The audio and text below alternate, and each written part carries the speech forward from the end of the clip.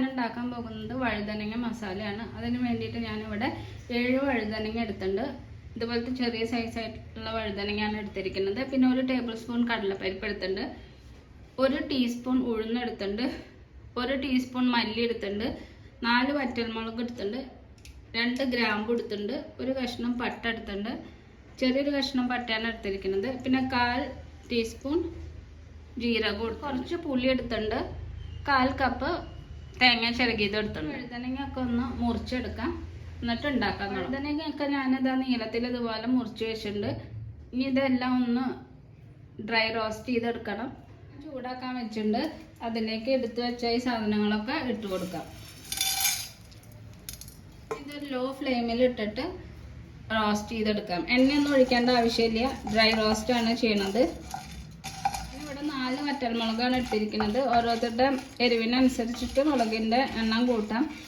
അപ്പം ഇതൊന്ന് വറുത്തെടുക്കട്ടെ. ഈ പരിപ്പൊക്കെ നന്നായിട്ട് മൂത്തു. ഇനി ഇതിലേക്ക് നാളികേരം ഇട്ട് കൊടുക്കാം. എന്നിട്ട് ഇത് 2 മിനിറ്റ് ഒന്ന് ഫ്രൈ ചെയ്തെടുക്കാം. ഈ നാളികേരത്തിൻ്റെ വെള്ളം നനവൊക്കെ ഒന്ന് മാറുന്ന വരെ. നാളികേരം ആയിട്ടുണ്ട്. ഇതൊരു 2 മിനിറ്റ് ഒന്ന് ഫ്രൈ ചെയ്താൽ മതി, ഇതിൻ്റെ വെള്ളം നനവൊക്കെ ഒന്ന് മാറുന്ന വരെ. ഇനി ഇതൊന്ന് ചൂടാറാൻ വയ്ക്കാം. എന്നിട്ട് ഇതൊന്ന് പൊടിച്ചെടുക്കണം. വറുത്ത് വെച്ചതൊക്കെ ചൂടാറിയിട്ടുണ്ട്. ഞാനൊരു മിക്സിയുടെ ജാറിലേക്ക് ഇട്ടിട്ടുണ്ട്. ഇനി ഇതൊന്ന് പൊടിച്ചെടുത്തിട്ട് കൊണ്ടുവരാം. പൊടി തയ്യാറായിട്ടുണ്ട്. ഇതുപോലെ തരതരപ്പായിട്ട് പൊടിച്ചെടുത്തിട്ടുണ്ട്. ഇനി ഉണ്ടാക്കാൻ തുടങ്ങാം. പാൻ ചൂടാക്കാൻ വെച്ചിട്ടുണ്ട്. അതിലേക്ക് എണ്ണ ഒഴിച്ചു കൊടുക്കാം. ആവശ്യത്തിനുള്ള എണ്ണ ഒഴിച്ചു കൊടുക്കാം. എണ്ണ ചൂടായിട്ട് അതിലേക്ക് എടുത്തു വെച്ച വഴുതനങ്ങ ഇട്ട് കൊടുക്കാം.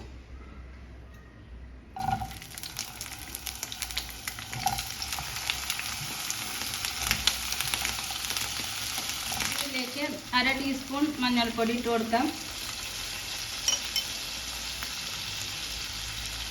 പിന്നെ ആവശ്യത്തിനുള്ള ഉപ്പിട്ട് കൊടുക്കാം. പിന്നെ കുറച്ച് കറിവേപ്പില. ഇതൊന്ന് നന്നായിട്ടൊന്ന് മിക്സ് ചെയ്യാം. മഞ്ഞൾപ്പൊടിയൊക്കെ ഇട്ടിട്ട് നന്നായിട്ട് മിക്സ് ചെയ്തിട്ടുണ്ട്. വഴുതനങ്ങയുടെ കളറൊക്കെ ഒന്ന് മാറാൻ തുടങ്ങിയിട്ടുണ്ട്.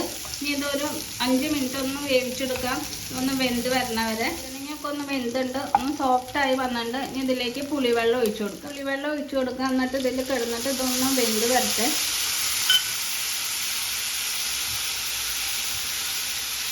പുളി ഒഴിച്ചിട്ട് നന്നായിട്ട് വെന്തു. പുളി വെള്ളം എല്ലാം വറ്റി വന്നിട്ടുണ്ട്. ഇനി അതിലേക്ക് പൊടിച്ചു വെച്ച മസാല ചേർത്ത് കൊടുക്കാം. എന്നിട്ട് ഇത് നന്നായിട്ടൊന്ന് മിക്സ് ചെയ്യാം. പൊടിച്ചിട്ട് നന്നായിട്ട് മിക്സ് ചെയ്തു. ഇനി ഇതിലേക്ക് കുറച്ച് വെള്ളം ഒഴിച്ചു കൊടുക്കാം, ഇതൊക്കെ ഒന്ന് പിടിക്കാൻ വേണ്ടി.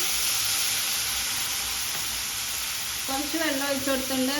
മിക്സി കഴുകിയ വെള്ളമാണ് ഞാൻ ഒഴിച്ചു കൊടുത്തിരിക്കുന്നത്.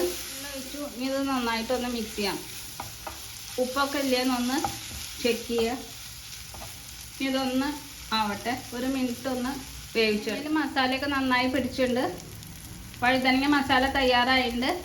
അതിലേക്ക് കുറച്ച് കറിവേപ്പില ഇട്ട് കൊടുക്കും. വഴുതനങ്ങ മസാല തയ്യാറായിട്ടുണ്ട്. ചോറിൻ്റെ കൂടെ ചപ്പാത്തിയുടെ കൂടെയൊക്കെ കഴിക്കാം. അപ്പോൾ എല്ലാവരും ഉണ്ടാക്കി നോക്കണം. ഇഷ്ടപ്പെട്ട ലൈക്ക് ചെയ്യണം, ഷെയർ ചെയ്യണം, സബ്സ്ക്രൈബ് ചെയ്യണം. Thanks for watching.